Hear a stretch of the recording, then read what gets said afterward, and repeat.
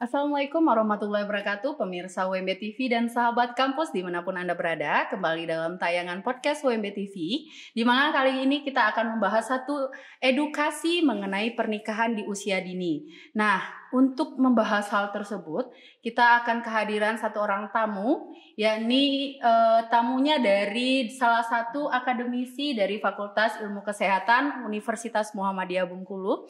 Kita kenalan dulu, di sini ada Ibu Bintang Agustina Pratiwi MKM. Nah, beliau merupakan salah satu dosen dari kesehatan masyarakat dan juga merupakan ketua program studi dari program studi kesehatan masyarakat.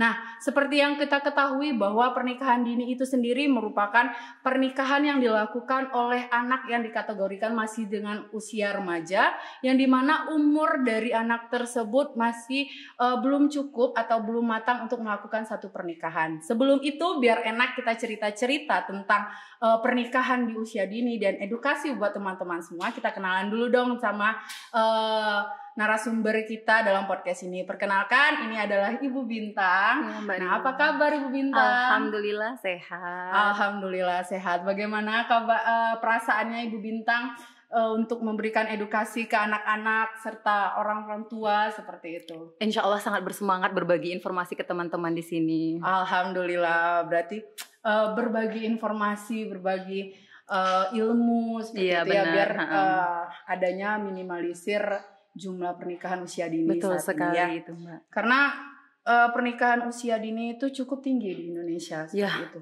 di Indonesia cukup tinggi, di Bengkulu sendiri juga itu sekarang sudah termasuk menjadi suatu masalah. Oke, berarti ada secara tidak langsung mungkin adanya peningkatan ya, apalagi di tengah pandemi seperti betul saat sekali. ini. Oke, saya nih boleh nih sedikit-sedikit bertanya nih ke Ibu Bintang biar enak, rileks aja Bu. Boleh.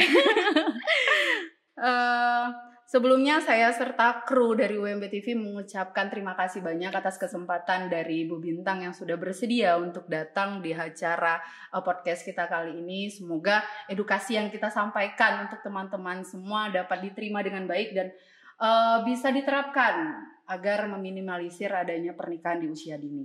Nah, seperti yang kita ketahui bahwa pernikahan usia dini sendiri merupakan pernikahan yang dilakukan oleh anak-anak remaja atau usianya masih belum cukup untuk melakukan pernikahan seperti itu. Ada beberapa waktu yang lalu pernah adanya informasi dan berita bahwa ada seorang anak SMP yang melakukan pernikahan di umur yang sangat remaja. Menurut saya adalah umur SMA, di kalangan anak SMP. Itu beberapa waktu lalu dilakukan di salah satu daerah di Indonesia juga. Jadi itu cukup ramai di kalangan media informasi tersebut sebelumnya. Nah, menurut Ibu sendiri sebagai seorang akademisi di bidang kesehatan masyarakat, beberapa kasus pernikahan dini yang terjadi itu apa sih penyebabnya sehingga terjadinya pernikahan dini sendiri untuk kalangan-kalangan remaja? Penyebab yang menyebabkan adanya pernikahan dini ini sendiri apa? Oh iya, terima kasih Mbak Ririn. Sebelumnya saya mengucapkan juga terima kasih banyak sudah diberikan kesempatan untuk berbagi informasi ke teman-teman di sini terkait pernikahan dini ya. Kita sama-sama berupaya ya memberikan informasi supaya nanti remaja, baik remaja maupun orang tua tahu apa sih itu pernikahan dini dan melakukan tindakan pencegahan supaya nanti keturunan mereka, anak-anak mereka itu tidak mengalami hal yang demikian ya. Berbicara terkait faktor penyebab pernikahan dini itu ada faktor internal dan faktor eksternal. Kalau faktor internal itu biasanya memang datang dari remaja itu sendiri, yang dimana remaja itu sangat minim pengetahuannya tentang pernikahan dini. Apa sih pernikahan dini? Apa dampak dari pernikahan dini? Nanti ketika remaja itu kan taunya sekarang itu mereka berpacaran, kemudian taunya nanti menikah, mereka tidak memikirkan dampak setelah menikah nanti apa yang terjadi, bagaimana dengan kondisi kesehatan dia, bagaimana dengan kehidupan rumah tangga mereka. Itu kan belum terfikir oleh remaja yang memang saat ini dia sedang melakukan masih masa PDKT lah ibaratnya. Nah itu yang pertama memang dari faktor pengetahuan dia yang rendah terkait pernikahan dini. Yang kedua karena faktor pendidikan. Pernikahan dini ini banyak terjadi pada remaja yang memang dia putus sekolah ya. Ketika dia putus sekolah kemudian dia bingung, dia tidak ada kegiatan apa-apa sehingga ketika melihat oh iya ada temannya yang menikah dini, kemudian ada dia juga melihat sosok seorang laki-laki yang mendekati, gitu ya. sementara dia sedang saat ini juga tidak ada kegiatan apa-apa ya, sehingga dia memutuskan untuk menikah. Nah, itu merupakan dua faktor inti dari remaja itu sendiri ya. Kalau berkaitan dengan perilaku seksual itu tadi karena minimnya juga kurangnya pengetahuan ya. Kalau dari faktor eksternal itu banyak sekali, dan memang faktor eksternal inilah yang seharusnya memperkuat supaya tidak terjadi pernikahan dini. Yang pertama itu faktor dari keluarga ya, faktor dari orang tua. Suatu pernikahan itu tidak akan terjadi tanpa adanya restu orang tua, walaupun masih ada ya juga anak yang menikah tanpa pengetahuan orang tua atau tanpa direstui orang tua.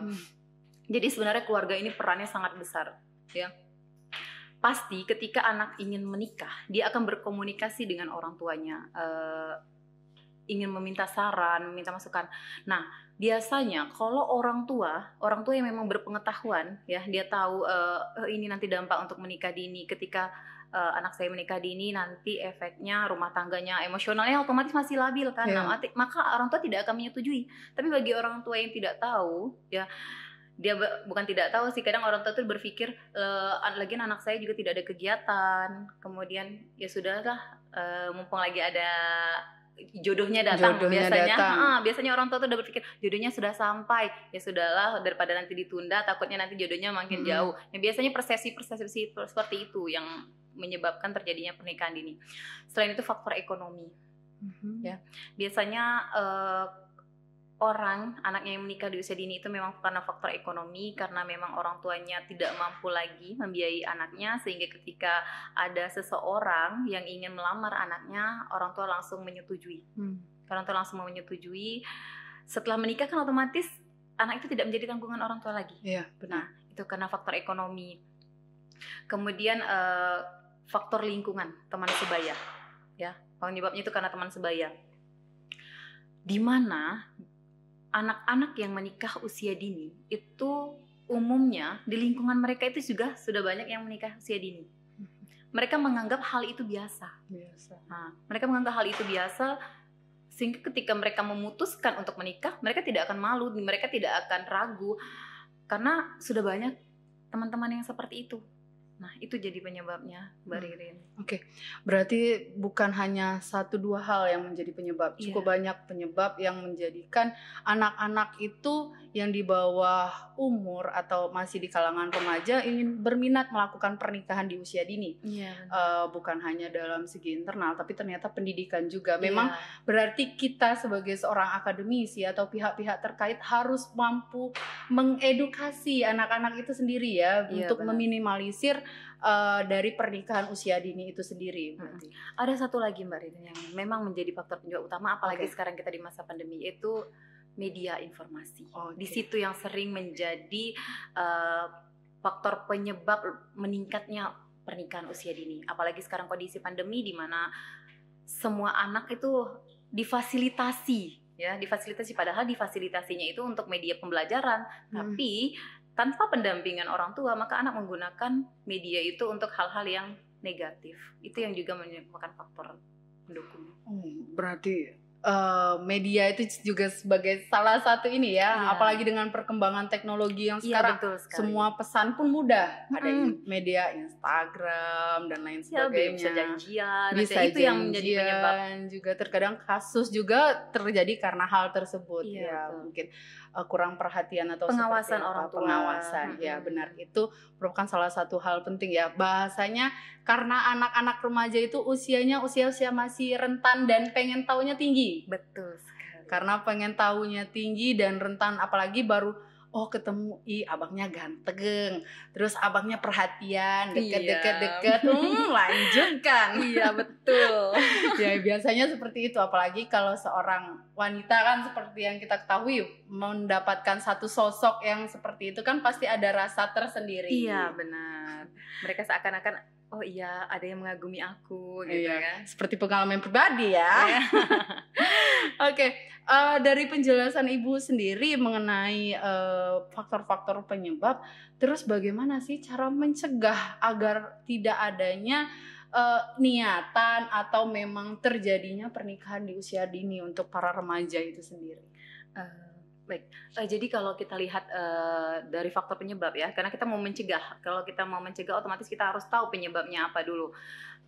Kalau memang pengetahuannya yang rendah, ya, otomatis kita perlu melakukan kegiatan edukasi, melakukan edukasi kepada remaja.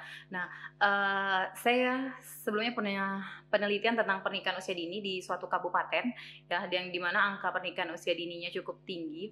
Jadi hasil atau rekomendasi dari penelitian itu menyimpulkan bahwa edukasi tentang kesehatan reproduksi, tentang pencegahan pernikahan usia dini itu perlu dilakukan sejak dini. Sejak kapan? Bila perlu sebenarnya sejak anak itu SD. Ya, sejak anak itu SD. Ya, tapi dalam arti di sini bukan SD masih kelas 1 2 3. Ketika dia sudah kelas 6, kemudian 6 melanjut mau ke SMP transisi. Nah, itu boleh diberikan edukasi. Nanti di SMP dikasih lagi, diingatkan terus. Mereka terus diingatkan. Ya kita aja maksudnya orang dewasa aja masih perlu ya mendapatkan ilmu tentang saran, masukan. Nah, begitu juga dengan masa remaja, mereka sangat perlu mendapatkan masukan, perlu juga mendapatkan informasi karena pada masa remaja itu mereka memang mencari informasi, masa-masanya mencari informasi. Ketika informasi positif yang didapat, ya maka mereka akan berubah ke perilaku positif. Tapi informasi negatif yang didapat, mereka juga akan mengikuti perilaku yang negatif. Itu kalau untuk dari internalnya tadi ya, kita kita menelusuri dari faktor penyebab dan sehingga pencegahannya itu dengan melakukan edukasi. Kalau untuk faktor pendidikan, sebenarnya kunci utama itu memang semakin tinggi pendidikan kan semakin bagus nanti pengetahuannya ya. Tapi untuk di pedesaan itu memang sangat sulit untuk bagi masyarakat ya atau bagi keluarga yang ekonominya menengah ke bawah. Tapi tetap saja kalaupun memang pendidikannya terputus, itu bisa tetap dicegah pernikahan usia dininya. Ya, intinya kita ini kan ingin menyelesaikan permasalahan pernikahan usia dini. Kenapa? Karena ketika pernikahan usia dini ini terjadi, nanti dampaknya akan jangka panjang. Nanti kita bicara tentang dampaknya ya. Kemudian kalau dari faktor keluarga, nah berkaitan juga dengan riset saya yang sebelumnya, itu orang tua juga perlu mendapatkan edukasi bagaimana cara memberikan perhatian, bagaimana cara memantau atau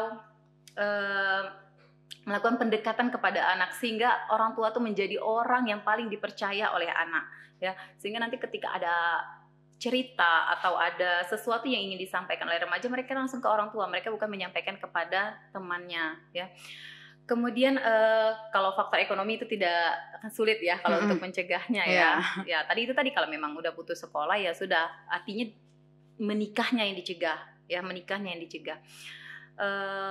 Kemudian dari sumber informasi atau sumber media tadi, itu bisa juga pengawasan orang tua yang lebih ketat ya. Perhatikan. Nah, masalahnya sekarang itu kalau di pedesaan itu masih ada orang tua yang tidak mengerti dengan penggunaan gadget. Iya, penggunaan gadget, sehingga itu yang akan sulit sekali bagi orang tua untuk memantau atau membatasi ya. Tapi minimal gini, kalau di desa itu biasanya jarang kalau faktor gadget ya, tapi di desa itu di kota. Kalau gadget insya Allah kalau orang tua yang di kota biasanya dia memahami bagaimana penggunaannya. Tapi kalau orang tua di desa itu biasanya batasi waktu anak dalam penggunaan gadget, kemudian batasi juga waktu dia keluar. Ya, kadang tuh ada anak tuh izin mau kerja kelompok, mau ngerjain tugas. Ternyata. Nah, itu kan tidak tahu. Orang tua tetap perlu mengawasi ke hal-hal yang seperti itu. Ya, pencegahannya itu sendiri ya, bagaimana kita mau mencegah cukup banyak, dan itu menjadi satu PR bukan hanya untuk orang tua tapi untuk orang-orang sekitar, lingkungan, instansi, sampai dengan diri dari anak itu sendiri kayak gitu. Kalau anak itu sendiri masih pengen mau melakukan pernikahan, terkadang kan anak-anak kalau dia udah malas melanjutkan sekolah, kadang kan berpikir ya udahlah di rumah nanti kan, apalagi prinsip orang ya. Di sini Mbak sudah menyampaikan faktor penyebab dan pencegahannya tersendiri. Nah, kalau boleh tahu dari yang disampaikan Mbaknya tadi yang cukup panjang itu, dampak-dampak yang dihadapi setelah adanya pernikahan usia dini itu sendiri seperti apa? Jadi untuk dampak ya, untuk dampak itu jadi bisa ke fisik ya, bisa ke fisik, kemudian bisa juga ke mental. Kalau untuk dampak ke fisik itu biasanya ke kesehatan reproduksinya, kesehatan reproduksinya. Usia idealnya menikah itu ya, kalau menurut beberapa studi itu kalau untuk wanita itu 21 tahun dan laki-laki itu 25 tahun. Nah, tapi ketika pernikahan terjadi di bawah usia itu ya, artinya dia memiliki resiko terhadap gangguan kesehatan reproduksinya, di mana reproduksinya belum siap bekerja, tapi dipaksa untuk kerja, kan dipaksa untuk berhubungan seksual, dipaksa untuk melahirkan. Nah, di situ nanti yang akan berdampak ujung-ujungnya nanti kepada, misalnya kalau lagi kondisi hamil bisa menyebabkan perdarahan, ujung-ujungnya nanti kematian. Karena apa? Dia hamil di usia yang belum cukup, sehingga rebut-rebutan nutrisi, rebut-rebutan asupan, ya, apalagi kalau misalnya remajanya pada umur remaja lagi di bawah 18 tahun ya, 18 tahun.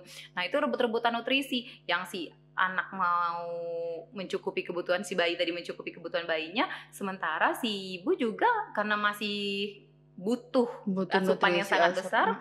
Nah, sehingga di asup juga, itulah yang menyebabkan nanti anaknya bisa lahirnya BBLR ya, atau berat badan bayi lahirnya itu rendah, ibunya bisa perdarahan, jadi sangat beresiko. Kemudian resiko selanjutnya apa? Itu kepada kondisi mental ya. Kalau orang menikah muda, otomatis kesiapan mentalnya itu berbeda ya dengan yang memang dia memang usianya sudah mapan ya. Karena apa? Dari emosionalnya. Nah, kalau udah emosional nih, berbicara tentang emosional, itu nanti ujung-ujungnya larinya kemana? Yang sekarang lagi hot itu larinya ke KDRT. Kalau sudah terjadi KDRT larinya kemana? Larinya ke perceraian. Itulah yang menyebabkan tingginya lagi nanti angka perceraian. Tuh. Kemudian kalau dampak lagi selanjutnya, nikah muda itu berdampak pada ekonomi. Orang nggak mau mempekerjakan orang yang belum punya pengalaman. Kemudian orang juga nggak mau memperkerjakan orang yang masih muda. Dan biasanya wanita itu dicari pasti kalau melamar kerja tuh belum menikah dan penampilan menarik. Iya, nah itu biasanya itu. Jadi kan susah, nanti akan dampaknya ke ekonomi. Berarti semua lini ya, dari segi kesehatan cukup, kalau menurut saya cukup berbahaya ya untuk anak di bawah usia, masih di kalangan dini atau masih di kalangan remaja, cukup berbahaya, di mana memang anak-anak masih di usia remaja itu kan memang asupannya masih, bahasanya tuh anak masih masa pertumbuhan. Betul sekali. Mereka memerlukan asupan-asupan protein, nutrisi yang cukup lebih. Kalau besi apalagi zat besi, apalagi harus dibagi dua, berarti harus double. Ekstra. Harus double untuk mencegah adanya penyakit-penyakit atau seperti itu, pendarahan. Iya, apalagi gitu. Beresiko stunting juga loh. Beresiko stunting berarti stunting. Ya. Cukup berbahaya. Mana sebenarnya pemerintah sudah menegaskan bahwa untuk mengurangkan adanya stunting kan ada beberapa pencegahan-pencegahan yang dilakukan. Salah satunya ini mencegah pernikahan dini. Salah satunya karena orang tuanya yang menikah di usia muda itu juga berisiko melahirkan anak yang stunting. Sebenarnya pernikahan itu jika dilakukan dengan waktu yang tepat akan menghasilkan satu yang tepat juga. Tapi nggak ada larangan, maksudnya nggak ada yang mengatakan bahwa pernikahan di usia dini itu tidak baik. Cuman ada beberapa memang harus adanya difikirkan kembali, karena posisinya dari segi kesehatan, dari segi mental anaknya sendiri, biar nggak anaknya merasa dari lagi masa-masa enaknya menikmati masa remaja, sekolah, jalan-jalan, kemudian senang-senang, tiba-tiba sudah harus ngurus suami, ngurus anak, dan menikmati perjalanan kehidupan keluarga, kan lebih menikmati perjalanan kehidupan keluarga yang belum waktunya. Betul sekali. Kalau pernikahan cepat kan menikmati waktu untuk menikmati indah-indahnya tuh cukup berkurang sedikit, karena memang harus ada yang ditanggung-jawabi. Iya. Gitu. Karena kalau kita berbicara dampak tadi tuh panjang banget. Nanti kalau ibu yang muda dia emosi ngurus anak, nanti terbentuklah karakter anak yang emosional. Nanti panjang, begitu juga nanti seterusnya. Biasanya kalau pernikahan dini sendiri itu lebih banyak dilakukan oleh remaja putri atau remaja putra? Biasanya pada umumnya itu terjadi pada remaja putri. Oke, remaja putri berarti, Mm-mm. tapi tidak menutup Tidak kemungkinan menutup kemungkinan, juga ada remaja juga. putra. Iya. Dan dampak yang dihadapi remaja putra hampir sama atau banyak yang perbedaannya? Kalau remaja putra itu lebih ke psikologis, ke mental, ya, ke mental mereka. Siap tidak menjadi kepala keluarga. Kemudian nanti ketika udah menjadi kepala keluarga kan artinya beban tanggungannya itu lebih besar ketika beda dengan ketika dia sebelum menikah kan. Masih hobi pergi ke sana, pergi ke sini bebas. Ketika sudah menikah dia punya tanggung jawab, dia harus menafkahi, dia harus juga memberikan pendidikan ke anak-anaknya. Itu lebih ke situ. Berarti kalau yang perempuan dalam segi kesehatan, dalam segi mental, semuanya ya. Kalau laki-laki lebih ke psikologis dia, bagaimana kesiapannya dia sendiri sebagai kepala keluarga. Ya, karena itu. Proses reproduksi itu kan terjadi pada wanita. Itu yang membuat wanita itu lebih beresiko ketika menikah usia muda. Banyak resikonya ya, karena banyak kesiapan yang memang walaupun hati kita berkata siap, belum tentu organ tubuh kita merasa siap. Betul sekali. Ya. Dari segi penjelasan Ibu tadi memang ada usia yang matang sendiri. Nah, untuk usia yang memang matang melakukan pernikahan itu berapa? Untuk cewek sama cowok itu umur berapa? Itu tadi ya, kalau matangnya itu menurut BKKBN ya, itu dia kalau wanita itu 21 tahun dan laki-laki itu 25 tahun, itu usia minimal. Ya, diulangi lagi, wanita 21 tahun dan laki-laki itu 25 tahun. Nah, tapi kalau undang-undang pernikahan sekarang direvisi ya. Kalau dulu undang-undang pernikahan yang dulu itu dia perempuan 16 tahun, kemudian laki-laki 19 tahun. Akhirnya mungkin karena terjadi banyak kasus pernikahan dini, akhirnya undang pernikahan dirubah dengan standar minimal 19 tahun. Tapi tetap aja walaupun 19 tahun itu belum tentu secara studi kesehatannya itu belum siap ya. Secara studi kesehatannya itu belum siap. Apalagi pernikahan dini ini sebenarnya hampir sama dengan bisa juga dikatakan dengan pernikahan usia anak ya, karena sebagian besar pernikahan itu terjadi di bawah 18 tahun ya. Itu. Jadi idealnya intinya tetap wanita 21 dan laki-laki 25 itu usia minimal. Oke. Itu udah termasuk minimal ya. Iya. Dan cukup bisa mengatur dari segi emosinya, betul, psikologinya, mental dan kesehatannya pun dirinya sudah siap lah maksudnya. Iya, betul sekali. Bukan hanya kata hati saja. Kata hati siap belum tentu kan. Betul. Ya, seperti itu. Nah, dari penjelasan Ibu sendiri untuk misalnya memang anak remaja tersebut sudah melakukan pernikahan di usia dini, apa nih saran kemudian atau edukasi buat mereka agar mereka dapat menjalani kehidupan yang bahagia, kemudian yang harmonis, kemudian hidupnya juga sehat ya, bukan sehat secara fisik saja tapi secara mental, kemudian untuk menghindari dampak-dampak yang negatif, biar dampak-dampak yang baik aja sih yang datang ke mereka, karena mereka kan intinya menjalankan satu hal yang baik, yaitu ibadah pernikahan seperti itu. Nah, jadi apa nih saran-saran dan edukasi untuk anak-anak yang memang sudah melakukan pernikahan tapi untuk menanggulangi itu semua seperti itu?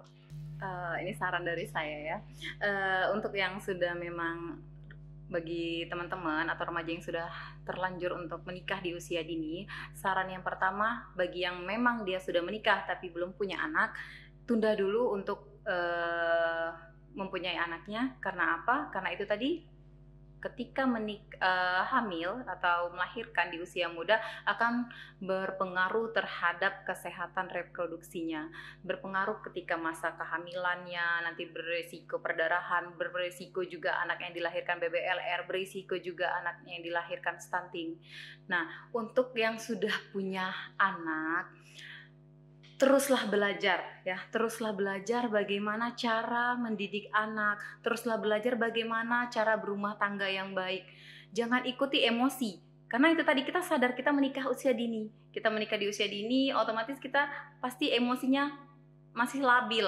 Ketika suami marah, kita lawan, jadi mulai belajar dewasa, karena kondisi kita kan posisinya, apalagi misalnya wanita ya, kondisinya sebagai ibu rumah tangga. Ketika seorang ibu itu emosi, nanti akan berpengaruh nanti kepada suasana di dalam rumah tangga itu sendiri. Nanti mempengaruhi ketika dia mengasuh anak atau berkomunikasi dengan anak, nanti ujung-ujungnya Ribut. Iya, ujung-ujungnya nanti terjadilah permasalahan rumah tangga. Jadi belajar mengontrol emosi ya, buat remaja yang sudah terlanjur menikah, baik laki-laki ataupun perempuan, belajar mengontrol emosi, karena rata-rata pernikahan usia dini itu ujung-ujungnya nanti KDRT, ujung-ujungnya nanti perceraian, dan jangan sampai terjadi pada kalian yang sudah menikah dini ya.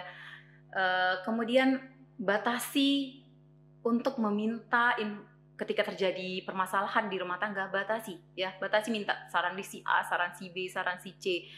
Kita punya keluarga terdekat ya, minta saran orang tua itu merupakan orang yang paling dekat. Tapi ketika orang tua itu menyarankan negatif untuk sesuatu ya, misalnya orang tua menyarankan lebih baik pisah dan sebagainya, itu perlu kalian analisis juga, karena keluarga itu kalian yang menjalani ya, kalian yang menjalani, kalian yang merasakan, kalian yang tahu ini sebenarnya emosi belaka atau memang yang akan berdampak berkepanjangan ya. Jadi itu untuk saran untuk yang sudah memang terlanjur menikah, kontrol emosi, belajar dan terus belajar bagaimana berumah tangga, belajar bagaimana menjadi seorang ayah, belajar bagaimana menjadi seorang ibu. Itu Mbak Ririn. Berarti semuanya kembali pada diri sendiri dan diri sendiri. Iya, betul sekali. Karena memang kita sudah yang memutuskan sudah memutuskan dan menjalankan. Iya. Jadi memang harus belajar pada diri sendiri. Wah, ternyata pembahasan kita kali ini sangat menarik dan sangat mengedukasi buat semuanya, dan saya mengucapkan terima kasih banyak kepada narasumber kita sudah membagi informasi mengenai pernikahan di usia dini. Semoga podcast kali ini dapat mengedukasi. Jika terdapat kesalahan dan kehilafan, kami mohon maaf. Ambil baiknya, buang yang buruknya.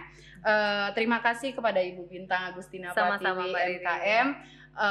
Saya Sri Dwi Fajarini beserta kru yang bertugas pamit undur diri. Terima kasih, mohon maaf jika terdapat kesalahan dan kehilafan. Kami pamit, terima kasih. Wassalamualaikum warahmatullahi wabarakatuh. UMB TV, keren dan mencerahkan.